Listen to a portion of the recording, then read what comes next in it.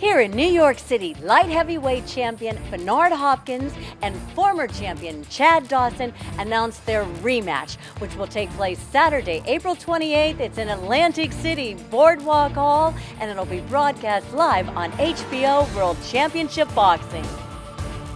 With us is Eddie Goldman, Analyst, and we have a big fight. We have the light heavyweight champion. We have Bernard Hopkins going up, and this is the second time against Chad Dawson, a former champion.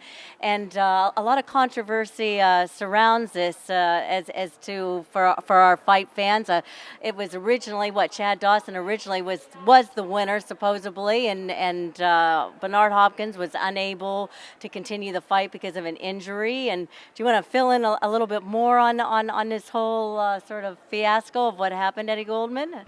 Yeah, the first fight in October, towards the end of the second round, when not a lot of punches had been thrown, not a lot had happened, Bernard Hopkins threw a right hand at Dawson. Dawson ducked and missed. Bernard was sort of leaning over Chad. At that point, Chad lifted him up, grabbed his legs, threw him to the mat. Bernard landed on his shoulder, injured his shoulder, and could not continue. Initially, the referee, and this was eventually overturned by the California State Athletic Commission, ruled it a TKO, saying that because of the injury, Hopkins couldn't continue. It was not an intentional foul, and it was not something for a disqualification. The commission watched it again. They watched the video again, which was shown on TV, and you could see that over and over again. It's probably online somewhere. And it was very clear that the injury occurred because of a foul. You could argue whether it was intentional or unintentional. If it were intentional, it would have been a disqualification. If it were unintentional, which is apparently what they decided, then the fight ended because of an unintentional foul in the end, towards the end of the second round, before the second round had even been completed. Therefore, it is a no decision because they hadn't gone 4 complete rounds, beyond which, if there's an accidental foul, would go to the scorecards. It was too early to go to the scorecards. So the California State Athletic Commission overturned the initial decision of the referee. Therefore, Hopkins retained his WBC title because he was going in as a champion. The fight was a no decision, so he retains his title. But really, in some ways more importantly, everybody wanted to see a rematch to finally get this settled because people wanted to see these two guys fight for a long period of time. And on April the 28th, we're going to see that rematch with Bernard Hopkins and Chad Dawson. This time it's going to be in Atlantic City. Both these guys are East Coast guys. Dawson from Connecticut, Hopkins, of course, from Philadelphia. They'll be fighting to more of a hometown crowd. They fought in L.A. the last time. The reports were not many people in attendance. It was. Oh, really? Yeah, it didn't make sense having these guys fight there, but now they're going to be fighting in Atlantic City, New Jersey. Well, now Chad Dawson has said that Hopkins had headbutted him a few times before this, and he seemed like the ref was not, calling anything, and that's why supposedly he pushed him off the shoulders. I mean, what are your thoughts on that? My thoughts are I discussed this fight with my friend King Molawal, the MMA fighter, and who had been a freestyle wrestling champion 3 times in the United States and a college wrestling champion and all that. And we said that if what Dawson did were in college wrestling, it would have been a 2-point takedown. If it were in international wrestling and freestyle, it would have been a 3-point score plus possibly even a touch fall. But this was in boxing, so therefore it was an illegal move, even if you considered it unintentional.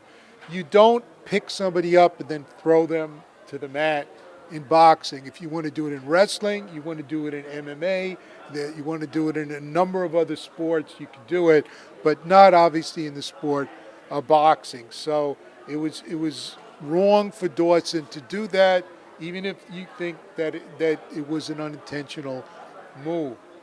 But that's only one of the stories of this fight.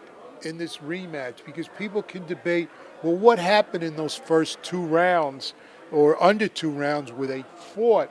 Some people gave Dawson the first round. Some people gave Hopkins the first round. Not a lot of punches were thrown. Not a lot of punches had been thrown really in the second round up to the time of the premature ending, although I think more people gave Dawson that second round. But Hopkins sometimes starts slowly. You couldn't tell a whole lot between those two guys other than it was unlikely one guy was going to blow the other one out. But there's a bigger story in this beyond all these technical points and all these kind of things. Bernard Hopkins is 47 years old. That's documented. Now, wait, isn't he the oldest fighter now holding a title? He is, although how old Archie Moore actually was when he held the title is not really known because a lot of guys in Archie Moore's day, shaved a lot of years off of them. So he's the oldest documented one. But you have a legend that's fighting again near his hometown. You have a guy, and he was talking about this during the press conference, who has to be a cinch as a first ballot Hall of Famer when he retires, and you're not eligible till 5 years after you've retired. And he's still fighting. You have somebody that you're going to get a chance to see, be it on HBO in Atlantic City or wherever you're going to watch this, that he is an old school. He's somebody you don't see too much anymore, particularly in the United States. A hard scrabble, school of hard knocks, clawed his way to the top against all odds. The odds were when he was in prison, in Graterford Prison, when he got out, I think he was like about 22 years old. And when he was released after almost 5 years there, they told him, we'll see you soon. And you know what?